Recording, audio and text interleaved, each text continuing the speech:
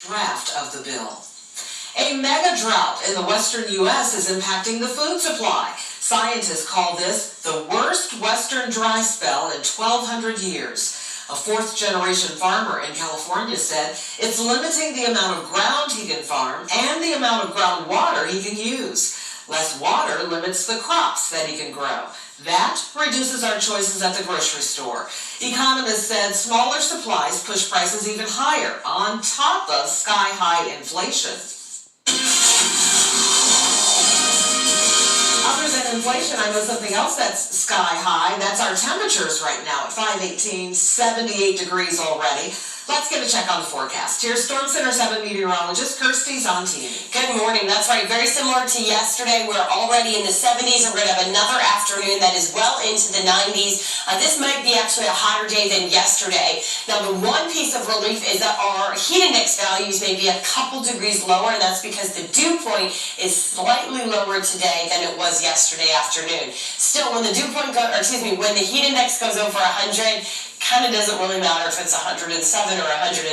It's still going to be very uncomfortable for you. Our heat index values today and tomorrow, anywhere from about 100 to 105 as we head through the afternoon hours today. Tomorrow also not getting much relief from the heat, but we will watch the heat index values drop as we head for Friday, Saturday, and Sunday. So finally, you'll notice the air mass is no longer as muggy or sticky as it was earlier in the week by the time we head through our weekend. Besides the high temperature, we also have an air quality alert. No surprise here across the Miami Valley, that air quality alert issued for those who do suffer from any respiratory or heart issues, just kind of limiting your strenuous outdoor activity because the temperatures, the sun, the wind, it all can increase our ground level ozone or air pollution in the Miami Valley. So trying to carpool, trying to fill up your car either in the early morning hours or towards sunset, those are just a few ways that you could try to reduce that ground level ozone. Looking live outside this morning in Piqua, you can see a lot of cars are out early.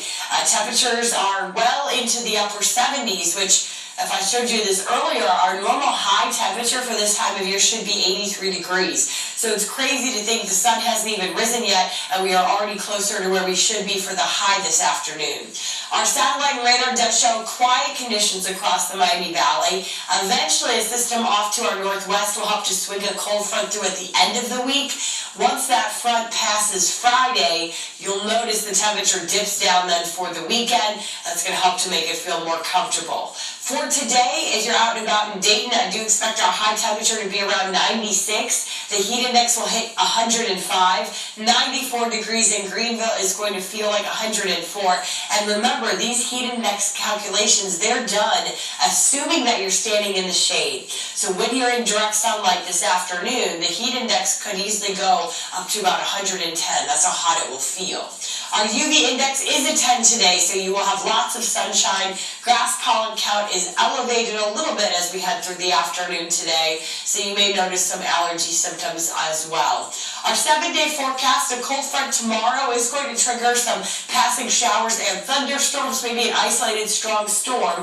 We're dry then Friday, Saturday, and during the day Sunday, and then very quickly the heat ramps back up as we head into next week. Let's check in with Sergeant Mark. He brings us weather and traffic every 10 minutes. Good morning.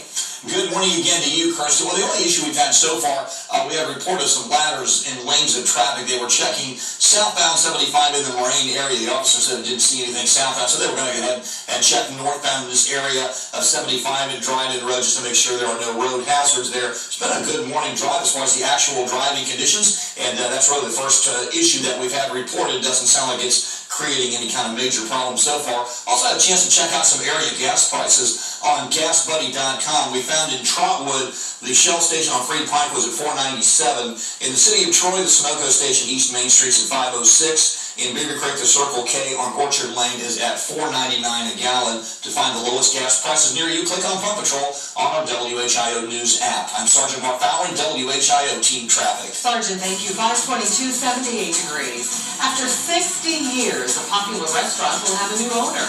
The new plans for the Oakwood Club, and who will now be in charge. Plus, my biggest thing, I can't stress.